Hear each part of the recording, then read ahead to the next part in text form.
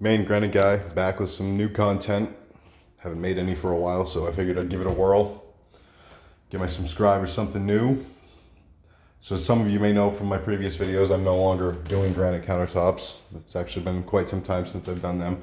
I am, however, doing property maintenance, and here I'm getting ready to redo this linoleum floor with vinyl plank, snap block vinyl plank, click edge, I guess they call it. I've already painted the entire place, and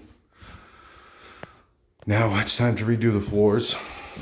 So this is an old linoleum floor, and it's a couple layers of linoleum, maybe even 3. And on the edges, all along here, it was starting to peel up. And in order to lay the vinyl plank flooring, you're gonna want a flat surface. So if you're gonna go over the top and not remove it all, you're gonna wanna go around with a razor blade and cut it back where it's peeled up, like I have there. Just until it's flat. Because when you put your plank on there, you don't want it to be bowed up on the edges like so. It's interesting, this has hardwood flooring underneath all the linoleum that was never finished. It's just raw wood.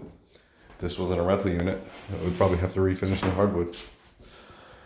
Anyhow, once you've done that, obviously clean up your mess, vacuum it up. There was tons of dirt and other stuff I had found under there where the edges had peeled up over time. Allowed stuff to collect there.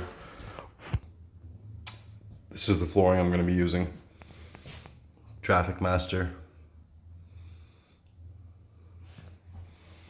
And this has the click lock edges. I'll show you some more on that as I get going.